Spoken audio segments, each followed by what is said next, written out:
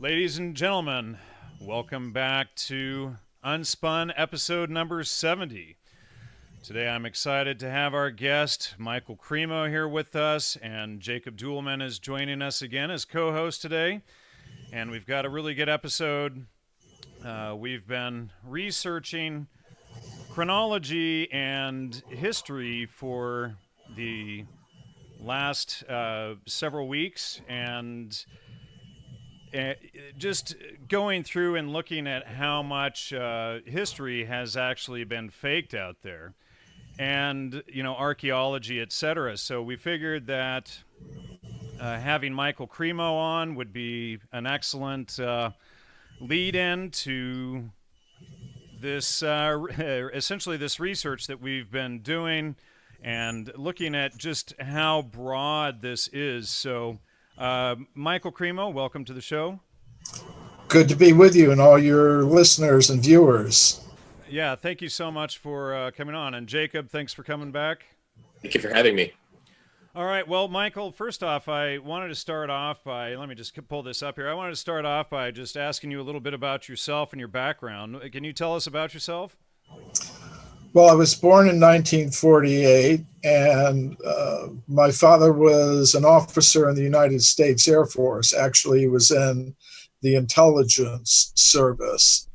And that meant a couple things for me as I was growing up. One thing it meant was that our family was moving to a lot of different places around the world and within the United States. And that had an influence on me. I learned from my travels that there's more than one way to look at things. And I got exposed to a lot of different cultures and worldviews. And one of them that attracted my attention was the spiritual worldview of ancient India.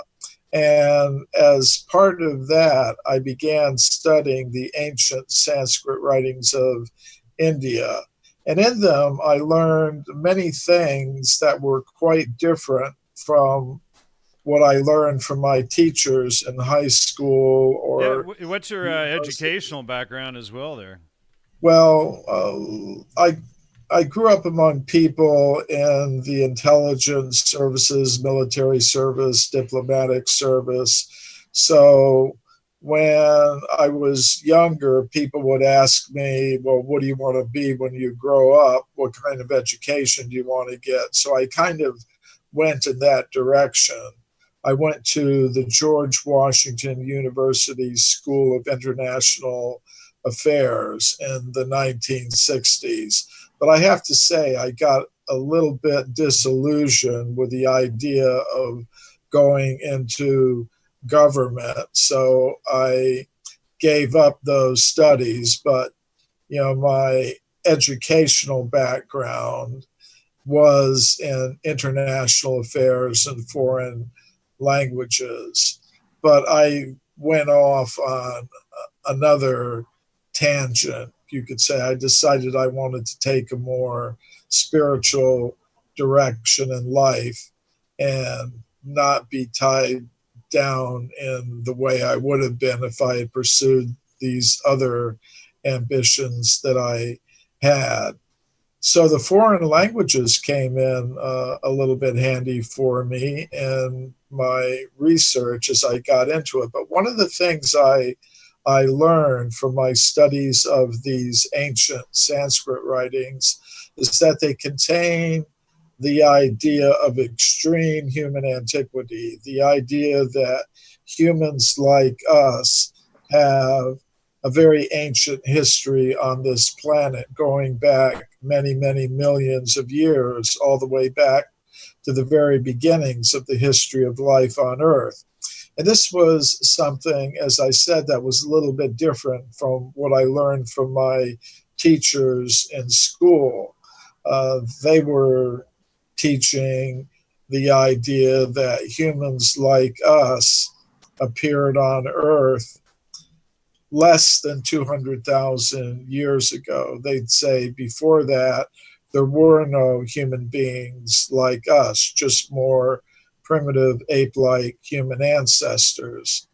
So I had to wonder about the accounts of extreme human antiquity that I was reading in the ancient Sanskrit writings. And it's also something that's found in a lot of the world's ancient wisdom traditions, this idea of extreme human antiquity.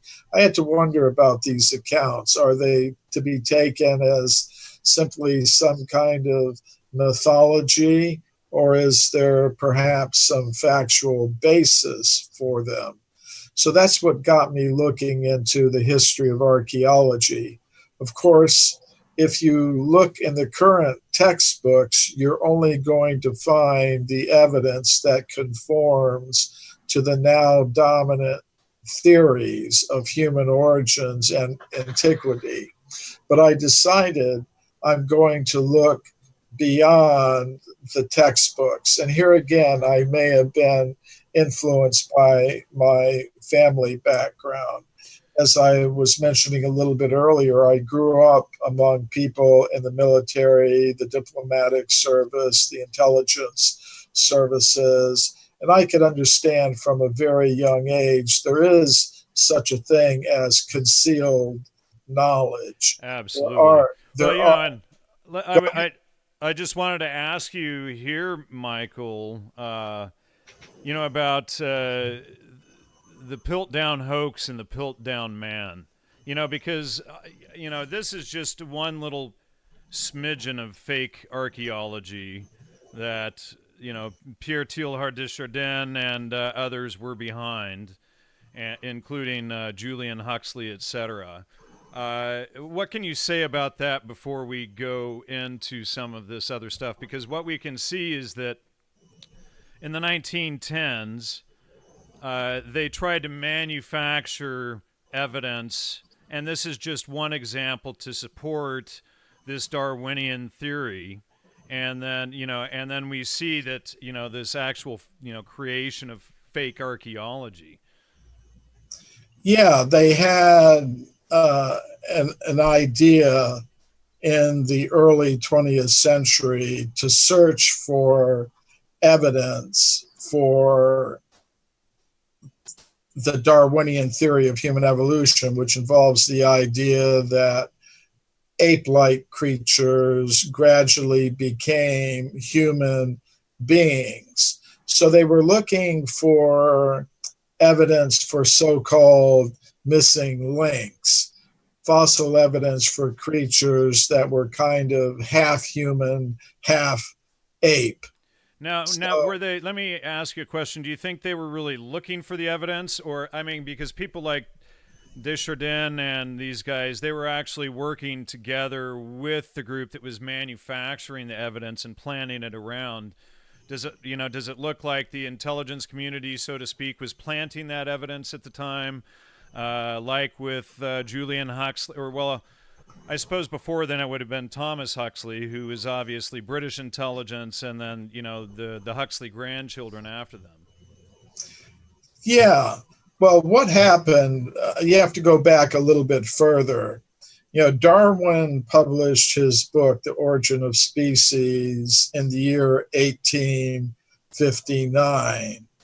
And from that book came the idea that humans like us evolved from more primitive ape-like creatures. So in the decades that followed, scientists were looking for evidence of missing links, creatures intermediate between the primitive apes and monkeys and anatomically modern humans. All around the world, they were searching for such evidence in the 1860s, the 1870s, the 1880s, the 1890s, but they weren't finding any such evidence. They were finding instead evidence that humans like us existed millions and millions of years ago. So it was becoming a bit of a problem for them. They wanted to find these missing links, but they weren't finding them. So it could be that somebody decided, well, we've got to have this evidence, and if we're not finding it, maybe we should manufacture it. So they had the idea that it had to be human and ape-like at the same time. So what they discovered at Piltdown, or say they discovered, was an anatomically modern human skull cap, the top part of the skull. And then they also found an ape-like jawbone. And, they put them together and said, well, here's Piltdown Man, the missing link. They used some coffee stains or something like that, didn't they? Well, the sediments in that area contained a lot of iron, so they had to stain the bones so that they looked like they had been in those iron-rich deposits for a very long time. And it's really an amazing case. What happened was they announced these discoveries in the early 20th century, like you were saying, in the first decade or two.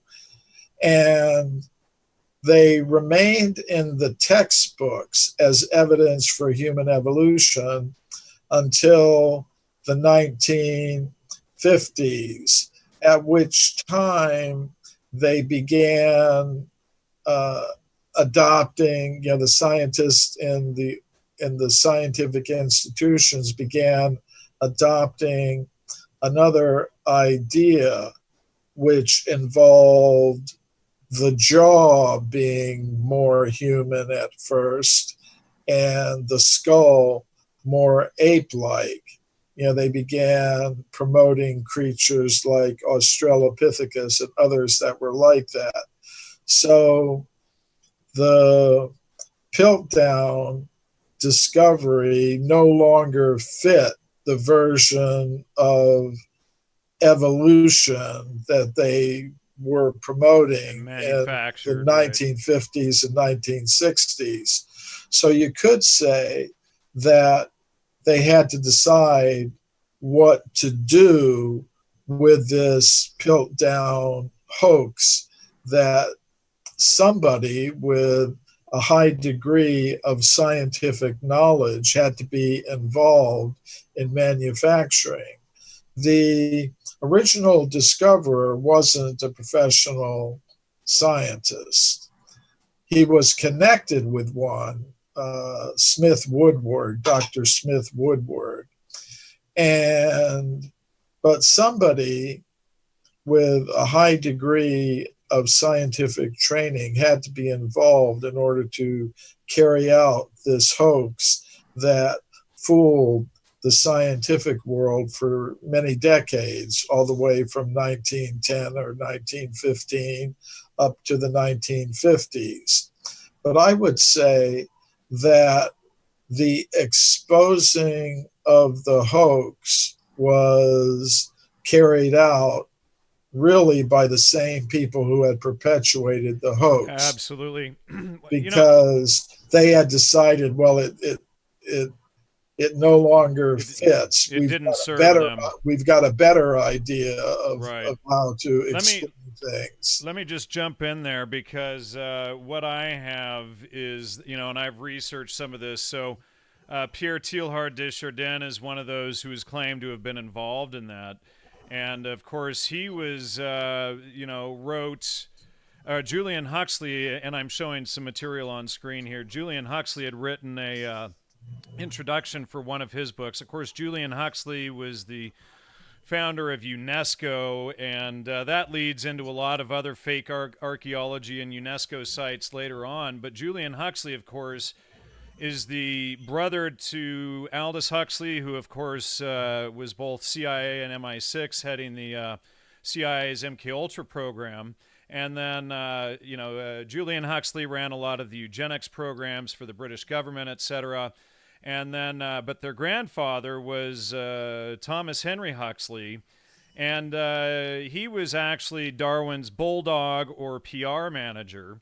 And then what Thomas Huxley had done is through this organization called the X Club, he brought in about 8 scholars which I have listed here on the screen, who were then positioned in high places and universities around the world to then spread Darwin's theory. So they actually PR'd this whole thing from beginning to end to spread Darwin's work, created the X Club to promote it. We see the X comic series and all of these X stuff coming out of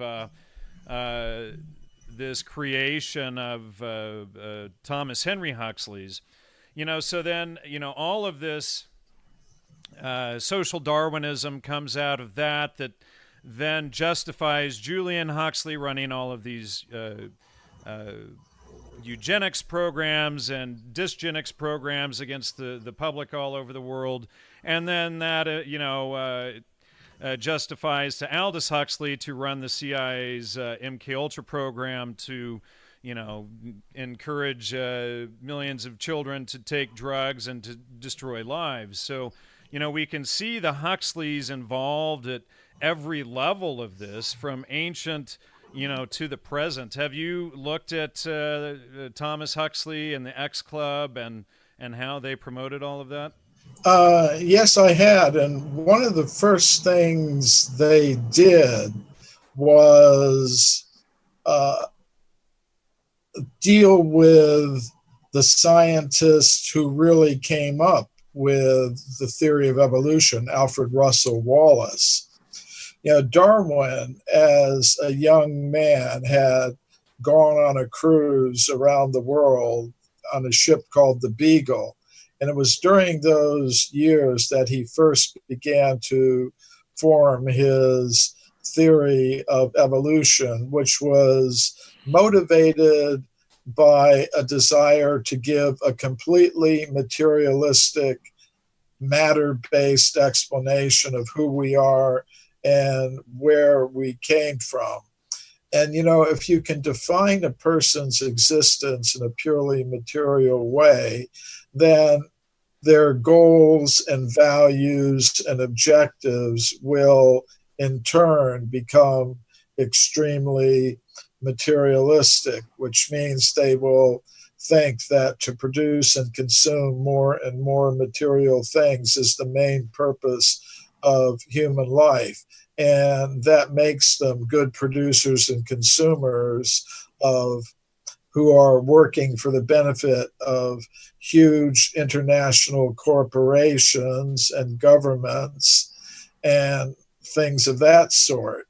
It makes them very easy to control and be part of these huge economic, political, and financial institutions that are focused on that. But it was interesting. Wallace,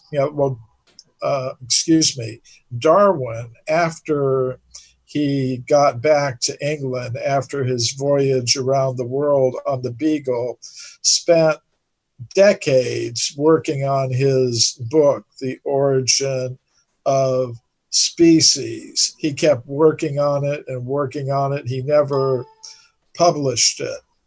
But one day he got in the mail a communication from this younger English scientist, Alfred Russel Wallace, who was proposing the same theory. He had written a paper that he intended to present at a meeting of a scientific society in London called the Linnaean Society. It was the top scientific organization that dealt with biology.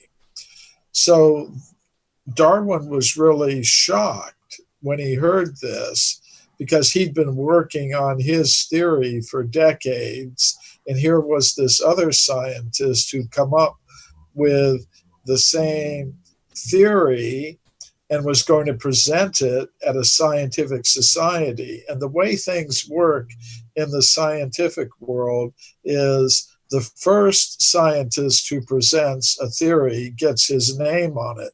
So it would have been Wallace's theory of evolution. So Darwin consulted with his scientific friends like Huxley, Thomas Huxley, For who sure. you were mentioning. And he said, well, what can I do? This guy's going to present this paper at this scientific conference in London, and he's going to get credit for the theory. And that was going to mess up their whole plan, the whole plan that Darwin and Huxley and the other members of the scientific community that were lining up around Darwin. So they told him, Huxley and the others told him, well, the only thing you could really do is try to convince Wallace to allow you to present a paper at the same meeting of the Linnaean Society in London. And that way you'll both get credit for the theory. And basically that's what happened. And for a long time, it was called the Wallace-Darwin theory. And you may wonder, well, why isn't it still called the Wallace-Darwin theory? Well, it's because Wallace became involved in research into what we now call the paranormal. He had an idea that there were non-material principles involved in the process of evolution, that there was a conscious self that is different from the body made of matter, that there is a higher intelligence in the universe that is responsible for some of the order and complexity that we observe in biological forms. So he was getting involved with research into mediums. He was joined in his research by another prominent English scientist, William Crookes, who was later a president of the Royal Society, England's topmost scientific organization.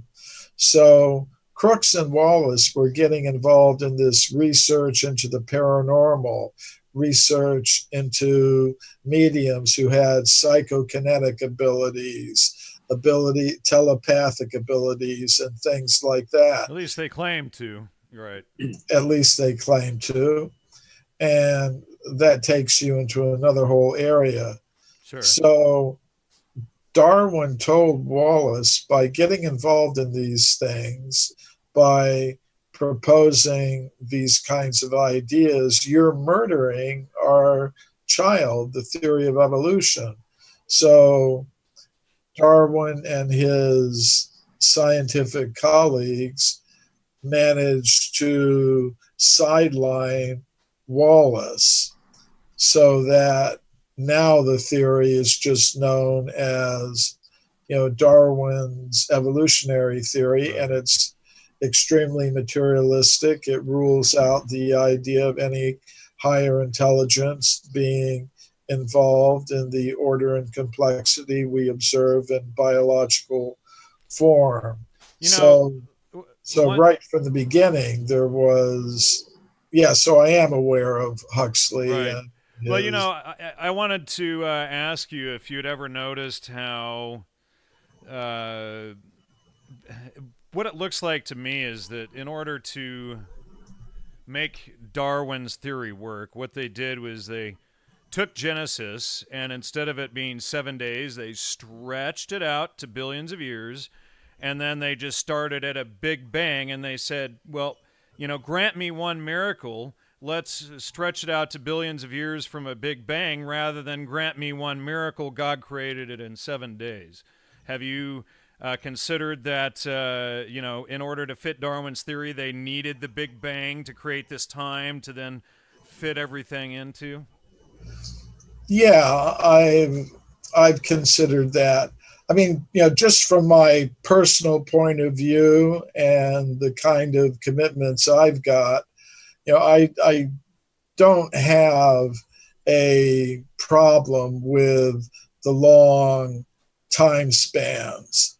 And, sometimes I have discussions with Christian scholars who accept a young age for the earth, but who like me, are opposed to the Darwinian theory of evolution. And what I tell them is, well, there's evidence that human beings did not evolve from apes. There's evidence showing that humans like us have always been present on Earth. And that tends to indicate that humans like us were placed here in the beginning by God. Now, we may disagree about the age of the earth, but we can agree on the idea that humans have been here since the beginning and did not evolve from apes by the Darwinian evolutionary process. But we'd have to disagree about the age of the earth. So for people who support that idea of a very young earth. Right. All I'm saying is both of them require a miracle, either way you look at it. One of them expands from infinite nothingness into everythingness, in other words, something from nothing. And the other one starts off in 7 days, something from nothing. So they're both really the same thing, Well, yeah.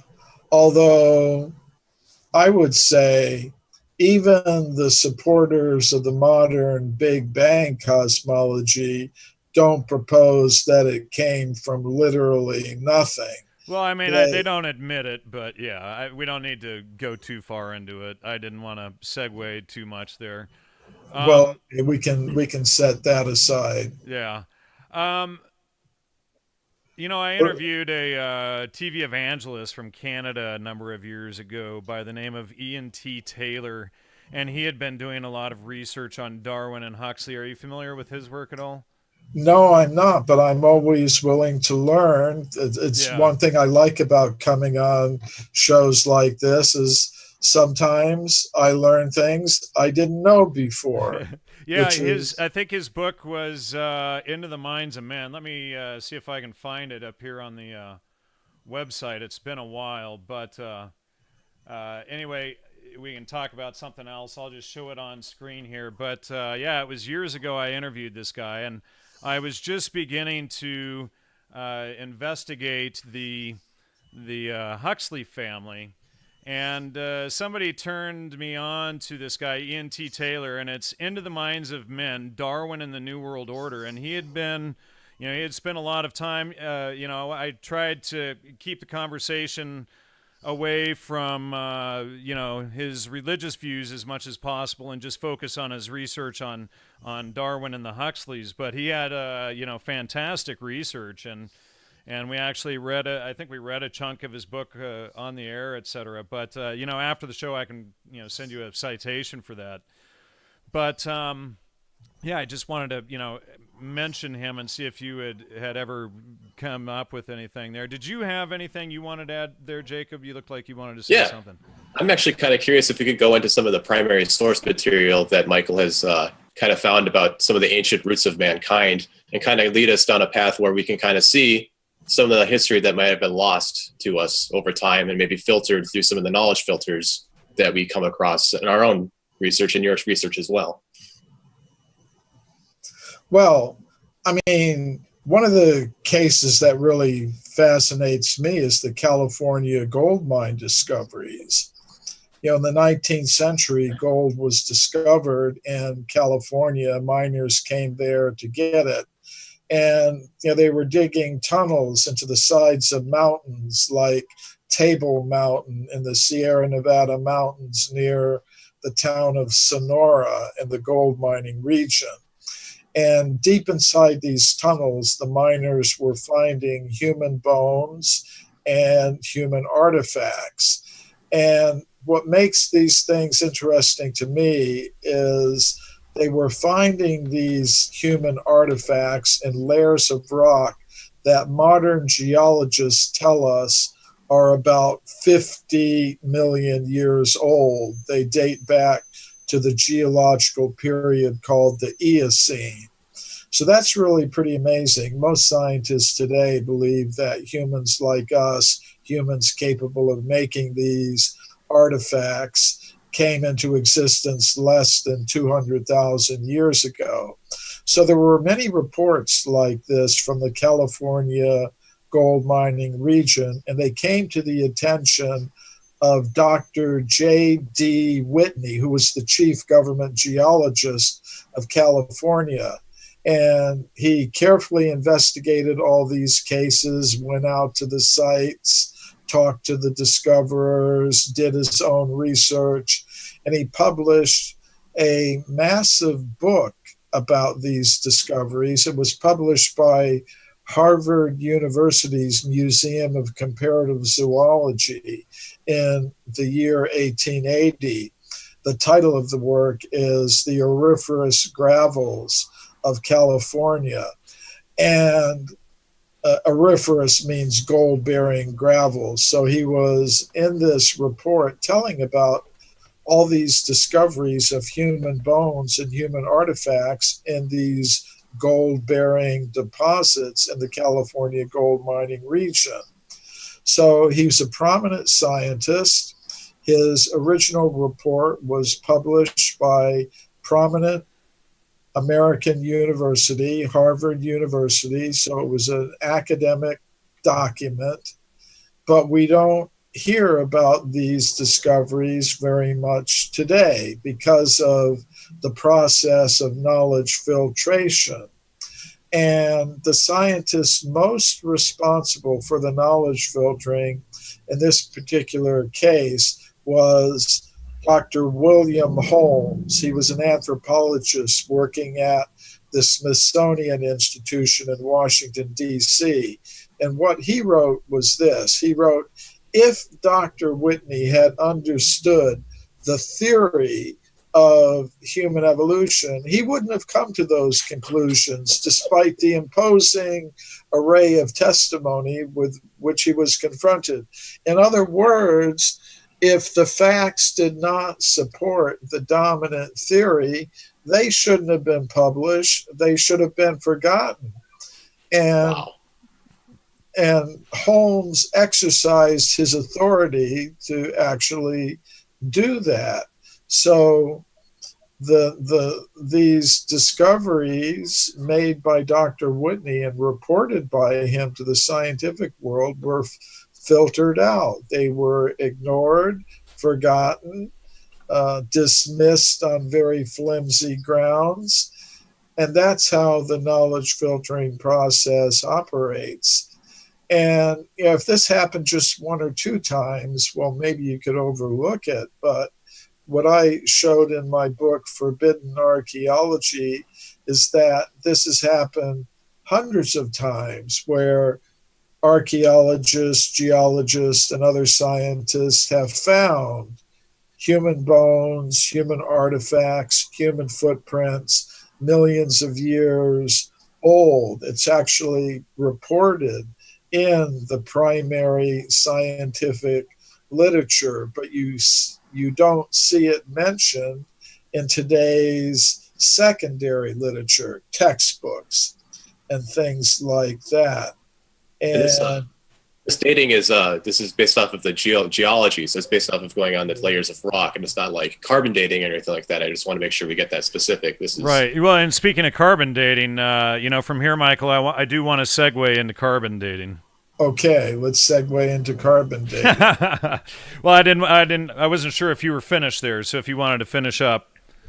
Well, I would just say that carbon dating works on organic materials that are less than 100,000 years old. And more than 2,000 years old, apparently, as well. Apparently, under 2,000 years old, it's extremely inaccurate as well. Right. So when we're talking about bones that are millions of years old. There's no scientific method that can directly date them. Therefore, you have to rely on the age of the geological formation in which they are found. But we can talk more about carbon dating if you like. Yeah, absolutely. You know, and recently, are you familiar with the work of Professor Anatoly Fomenko? It doesn't come right to mind. Remind me of what it is. Okay, he's been looking at a lot of history being rewritten between the 1800s and 1400s to 1800s and thrown back into history, and then Scaliger chronology used to substantiate things. And in his book, in History, Fiction or Science Chronology 1, which is here, he's got a section in here where he heavily questions radiocarbon dating for a number of reasons. But he shows, for instance, that pretty much anything that's less than 2,000 years old is inaccurate. But he goes through and he has a number of arguments in here, such as that even different trees that grow in different regions have different amounts of carbon-14 starting off, and then there can be all sorts of environmental contaminants. A river flows through, it gets sunlight at some point, or wind or something like that, and then these things can get recontaminated. And he makes a pretty solid argument that a lot of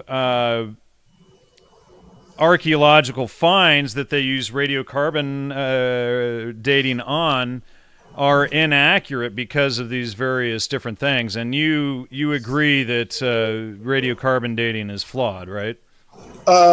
Yes, and let me explain why, and I'll give you a practical example of why it can be wrong.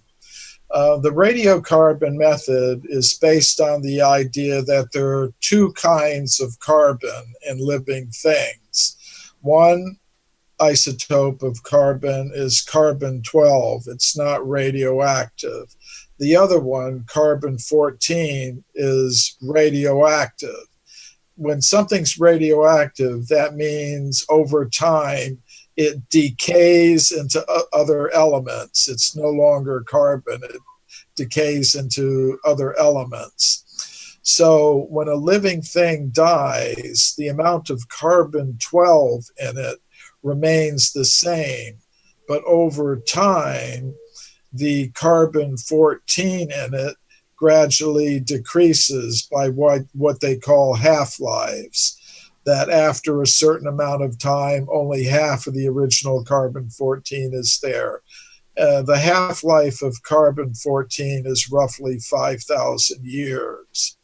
So as you go back in time, there's less and less of it. By the time you get back to about 20 half-lives, about 100,000 years, there's nothing left, so you can't measure it anymore, and it's no longer useful for carbon dating. So that basic principle I accept, but as you were mentioning, there's the possibility that a sample, say of bone, human bone, may get contaminated with recent carbon-14. If that happens, it will cause it to yield a falsely young age. So here's an example of how you can get a falsely young age using radiocarbon dating. In the 19th century, an Italian geologist named Giuseppe Ragazzoni found human skeletons at a place called Castanedolo in northern Italy. He was a professional geologist, and he determined that the skeletons were found in layers of rock that belong to the middle part of the Pliocene period, which means they'd be about 3 or 4 million years old. So scientists today don't accept the idea that humans like us existed 3 or 4 million years ago. So they proposed, okay, there must have been an intrusive burial.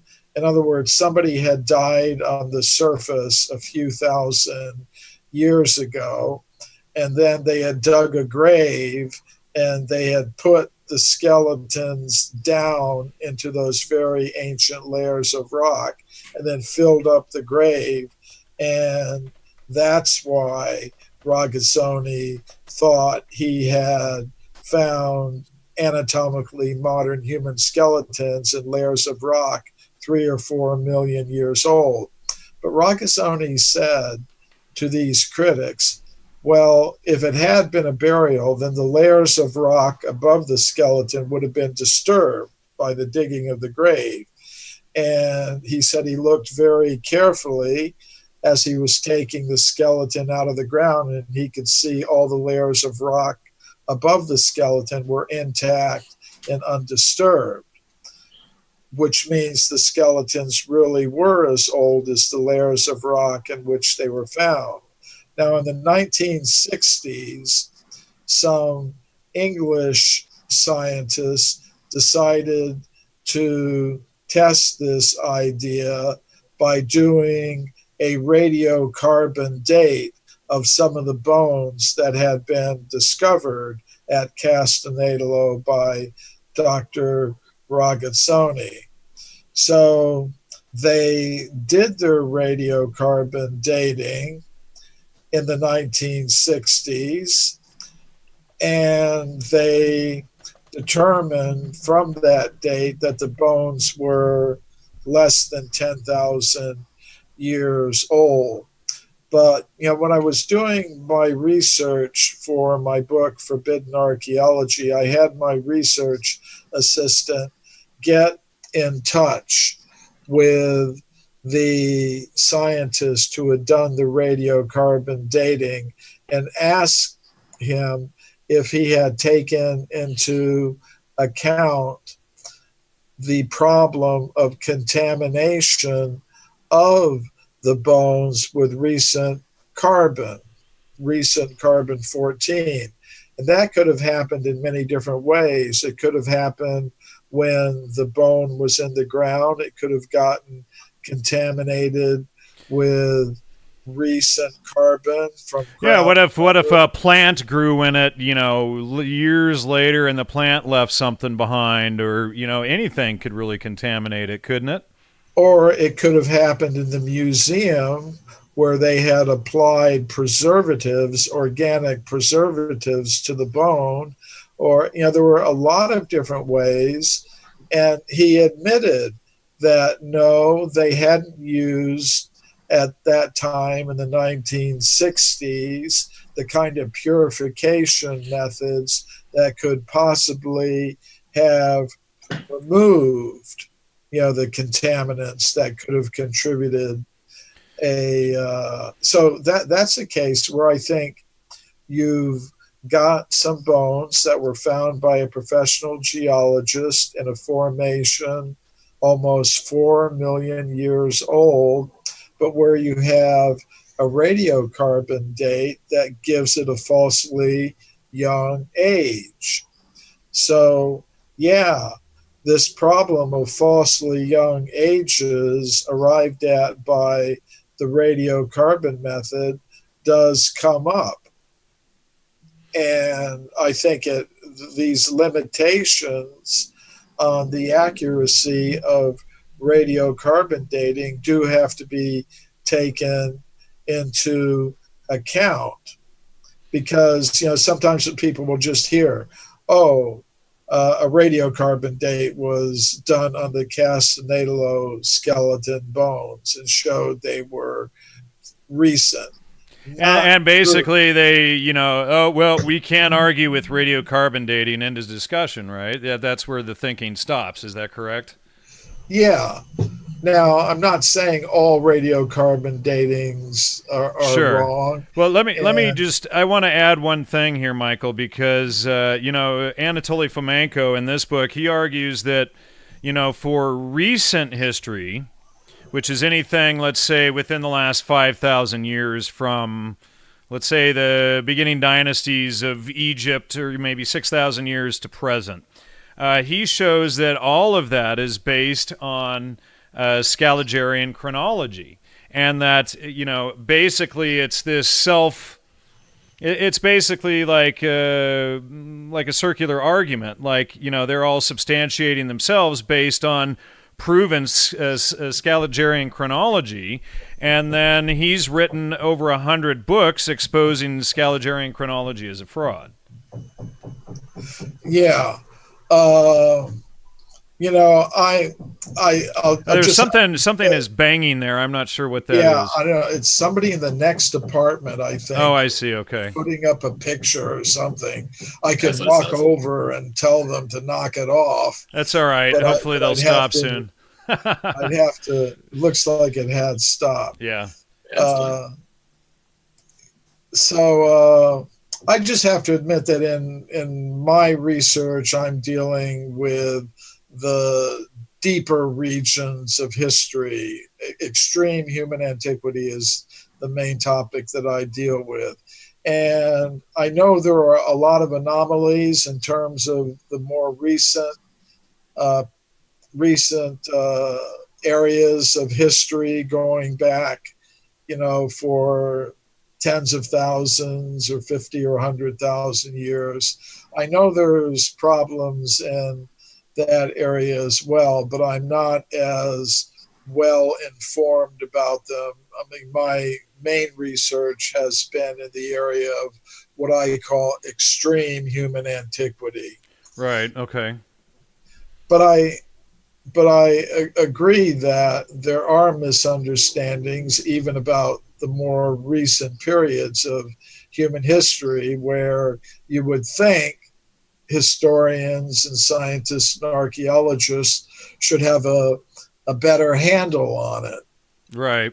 Well, and basically what they did is they accepted a theory 150 years ago, and now they're forcing everything to fit into that box, and anything that doesn't fit into that little box gets discarded. And then you have, not only did Thomas Huxley, work with Darwin as his propaganda manager, but the same Thomas Huxley is also who created the university system that maintains the peer review system that keeps opposing opinions out.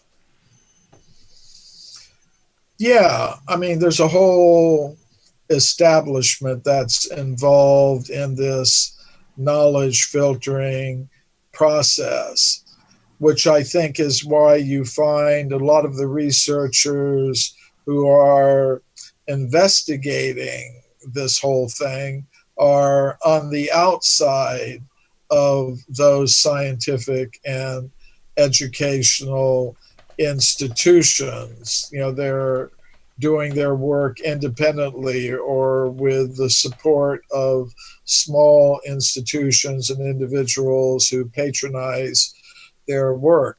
But that's the position that mainstream science was in 5 or 6 centuries ago in Europe, when the church controlled, the educational institutions and scientific institutions, and the people who were known as scientists, they were on the outside doing their work independently with the support perhaps of individuals who liked what they were doing. But now that they've taken over, they're doing a lot of the same things that they accused the church of having done to, say, Galileo and others. I'm kind of curious. You mentioned there's kind of a catalyst in your early education that kind of switched you from moving from like diplomacy and intelligence to this kind of study of history. I'm kind of wondering, what were some of the first moments that and evidence when you were kind of battling, trying to find primary sources? What were the first discoveries that kind of led you on this road as far as evidence and kind of seeing the contradictions between the academy and what you're seeing? Well, as I mentioned, I had these early ambitions to go into one of the intelligence services or the diplomatic service. But as I was growing up, I got exposed to a lot of different worldviews. And one of them that really interested me was the spiritual worldview of ancient India. And I eventually became the disciple of a guru from India. And as part of my spiritual training, I began investigating the ancient Sanskrit writings of India, which expressed this idea of extreme human antiquity.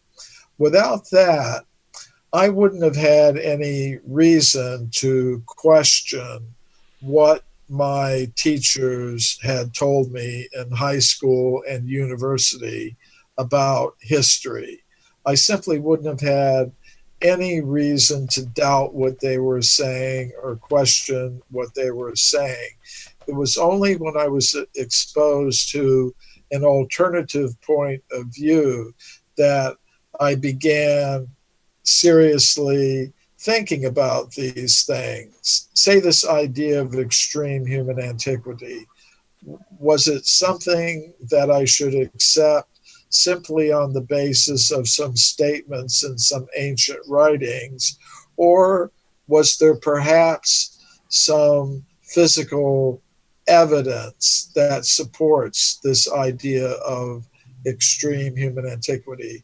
So that's what inspired me to start looking into the history of archaeology.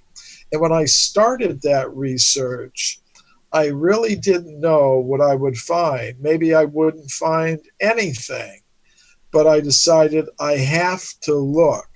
And when I started my research, I thought, okay, I might do 8 weeks of research and maybe I'd find something, maybe I wouldn't.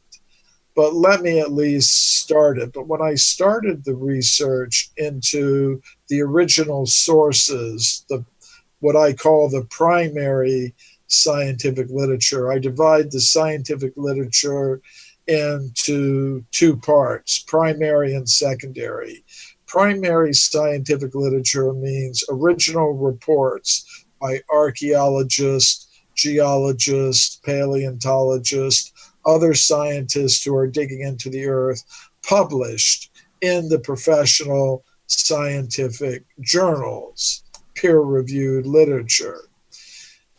And then there's the secondary literature, which is based on the primary literature. And secondary literature includes things like textbooks like that. Sure. So when I started looking into those primary reports, I began finding one after another, and one would lead to another. I'd be, say, looking at Dr. Whitney's reports about the California gold mine discoveries, and in a footnote he would mention, and similar things have been found in Europe by Dr. Carlos Ribeiro. And then I would dig up Carlos Ribeiro's report, where he would report finding human artifacts in layers of rock 20 million years old. And he would have a little footnote in his report and saying similar things have been found by Dr. So-and-so in England or France or Italy or whatever. And I traced those down. And I would be reading these reports, not just in the English language, but I also have a reading knowledge of French, Italian, Spanish, German, Russian. I picked that up at university and in my travels. So one report would lead to another. So my 8 weeks of research turned into 8 months. The 8 months turned into 8 years because one report led to another. And I wound up writing not just some pamphlet, but a 900-page book, Forbidden Archaeology, full of hundreds of cases of discoveries of human bones, human artifacts, human footprints going back millions of years. But the turning point for me was my contact with an alternative worldview that caused me to question. Without that, I don't think I would have had any reason to question what I was learning from my teachers in high school and university about human history. But one thing I do want to emphasize is I do respect the right of each individual to make up their own mind about these questions. If somebody listens to me or reads my book and decides, well, it's not convincing to me, it's interesting, but I'm going to stick with the current theories, well, I respect the right of each individual to make up their own minds about it. Many people, after hearing me or reading my books, they decide, well, maybe I'm going to have to reevaluate what I previously thought. And I also respect and I'm grateful for those who make that kind of decision. But I respect even the right of those who disagree with me to do that. What I don't think they have the right to do is use the government to give them a monopoly in the education system so that they can promote their idea to the exclusion of well, that's, and when you look at how Thomas Huxley established the entire university system, you can see that was the purpose of it, was for control of the, information. I think that goes beyond, intellectual freedom and the right to... Right. You know what? I just want to mention to you, Michael, we only have about 4 minutes left. Do you want to go overtime, or do you need to cut it short here? Well, I can go another 10 or 15 minutes. Okay, great. Because I've got something I've got to get. No problem. Well, that's great, because I did have a couple more questions I wanted to ask you. Like, if we're talking about the extent of human existence on the planet, we should probably know what a human is. So what is a human? Well, this is something I get into in a book I wrote called Human Devolution, a Vedic alternative to Darwin's theory. And what I mean by that is we should know what it is we're talking about, before we really get into the question of where did it come from, how long ago, and whatever. And most scientists today would say that a human being or any other living organism is just a machine made of molecules, a machine made of... cybernetics. Yeah, and in fact, I had the cybernetics book here a little bit ago, and I just moved it from the Macy Foundation from the CIA. Like Richard Dawkins put this view in a very succinct way. He said, we are survival machines, robot vehicles blindly programmed to preserve the selfish molecules known as genes. Well, I don't accept that. I think there's much more to a human being than molecules. I think there's a subtle mind element that has some very unusual powers. And beyond that, I think there is a conscious self that is completely different from molecules or matter. It has its own independent existence apart from the body, apart from the brain.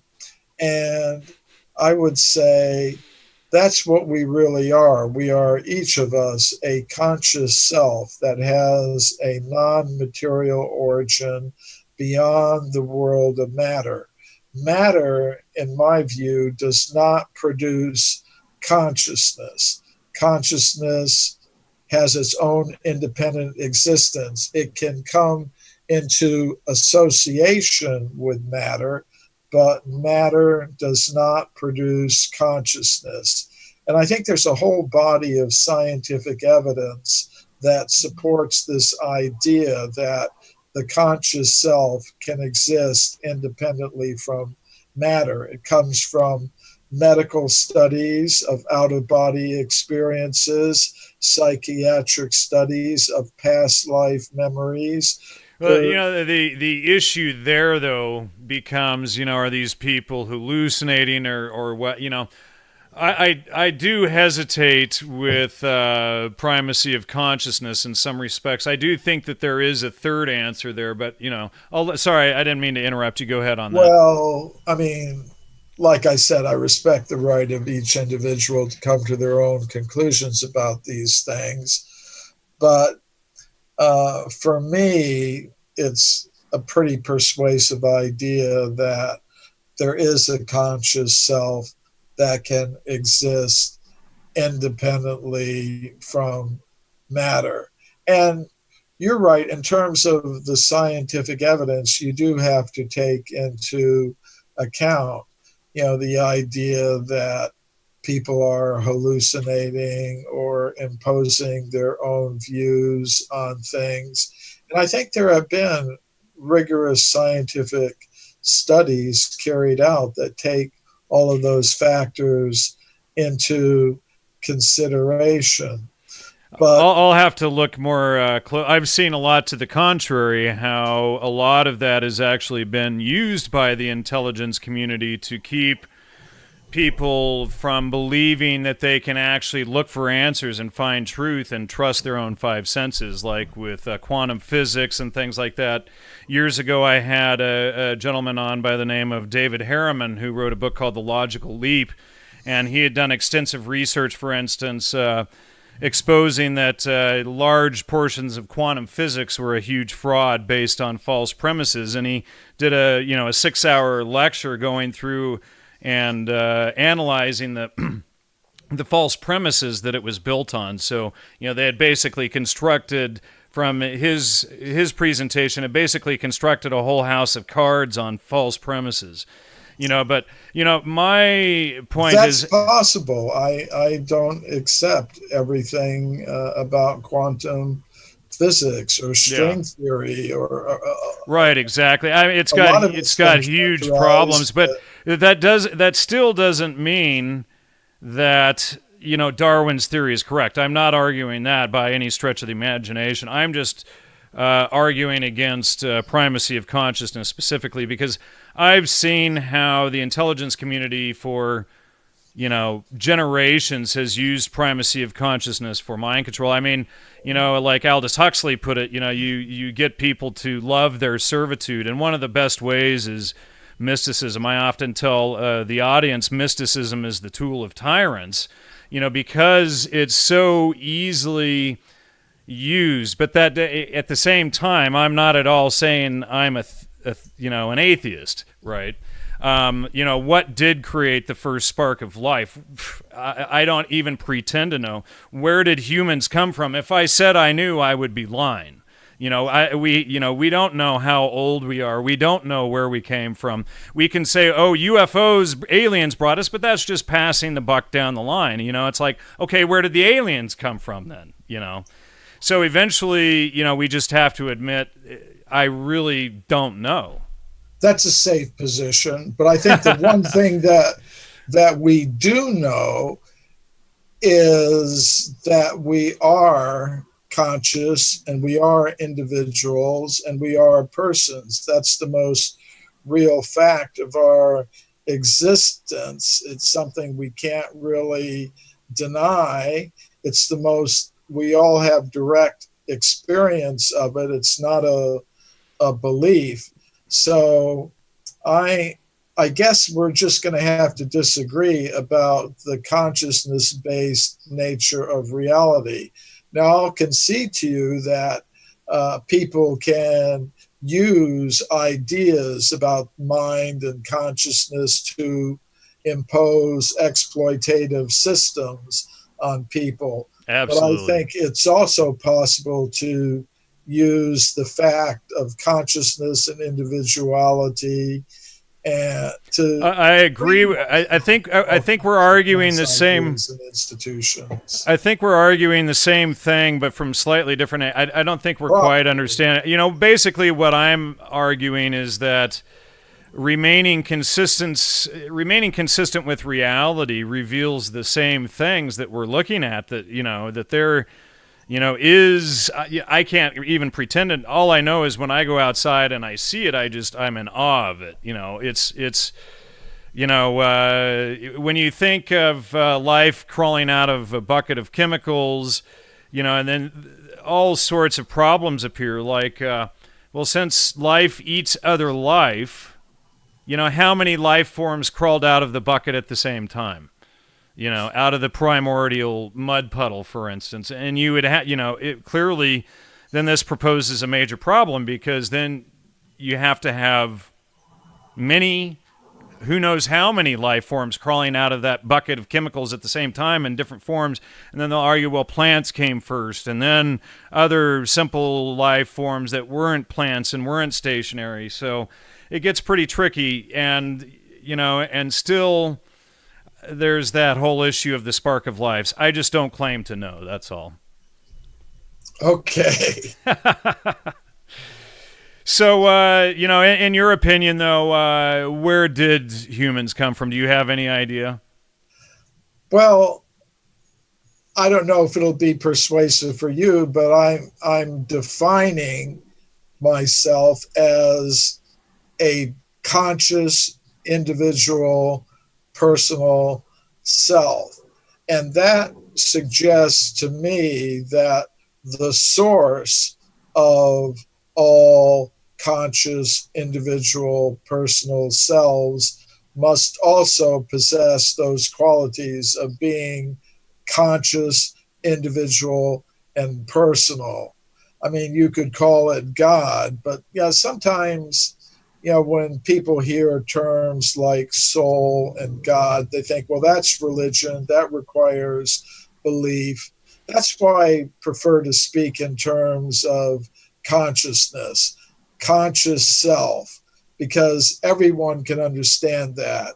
I'm conscious, I'm a self, I'm an individual, I'm different from other conscious selves that are also individual and personal. That's why we have differences of opinion about things or agreement about things, because we're conscious, we're individual, we're persons. And to me, it's not a great leap to think that the source of all conscious, individual, personal selves must also be conscious, individual, and personal. So that's what I think the origin of everything is. And I respect the right of people to disagree with me. To me, it's persuasive. Right. Sure. Well, I could just add with that point. Let's go with the idea that there are no contradictions in nature, only in our minds. And then, from there, if there's a contradiction between us, we either have a lie or an error, typically. So then typically what it needs is more digging down and more understanding, more than just saying we can't know, right? Jacob, did you have anything that you wanted to ask Michael Cremo?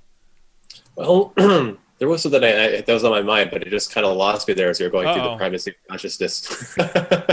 So we can get back to the stones and bones if you sure. Like. I'm actually curious about the primary sources and some of the other any other stories you might have as far as ancient evidence is concerned. That's kind of where I'm curious about it. Well, one thing I do is I look at the primary sources, but another thing that I do is I try to track down the actual artifacts. In other words, the California gold mine discoveries. I first learned about them by reading Dr. Whitney's report, that was published by Harvard University in the year 1880. He talked about all of these artifacts that were found in the California gold mines. And then I decided well, let me see if I can kind of track those down. Now, it turns out that many of them are now in the collection of the Museum of Anthropology at the University of California at Berkeley. They're not in the public displays. They're kept in a storage building several miles from the museum. But I got permission from the directors of the museum to see them. And that's, it's something that'd be a little difficult for the ordinary person to do.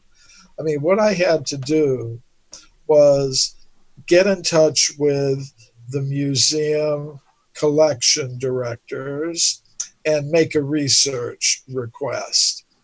And what I did first was, okay, I'm a member of the World Archaeological Congress, and I proposed to the World Archaeological Congress to do a report about the California gold mine discoveries at their next international conference. And the academic committee of that conference accepted my proposal. So I was able to say to the museum directors, okay, I have a paper about these California gold mine discoveries that's been accepted for presentation at a meeting of the World Archaeological Congress, one of the world's largest international organizations of archaeologists. So on that basis, they said, okay, now what you have to do is you have to come to the museum collections department at a specific day and a specific time, and you have to make a request for exactly which artifacts you want to see. So that required some knowledge. I went to the museum at the appointed time, and I was allowed into their collections records department, where they have filing cabinets with filing cards with each artifact. So you had to know, you have to request exactly which artifact number you want to see, and they're arranged according to county and date. And so I was able to go through the card catalogs and get the artifact numbers that I wanted to see. So then I had to make a formal research request specifying the exact numbers of the artifacts, catalog numbers of the artifacts I wanted to see. So I submitted that. And then they said, okay, now this will go to our committee that will review your request, and we'll get back to you about it. So weeks later, they got back to me. They said, okay, your research request has been accepted, and now you have to show up on a specific day and specific time at the museum. So I did that. Of course, I don't live in Berkeley. I live in Los Angeles, so I had to fly up to Berkeley to be there at that day, at that time, and I had a photographer assistant come with me.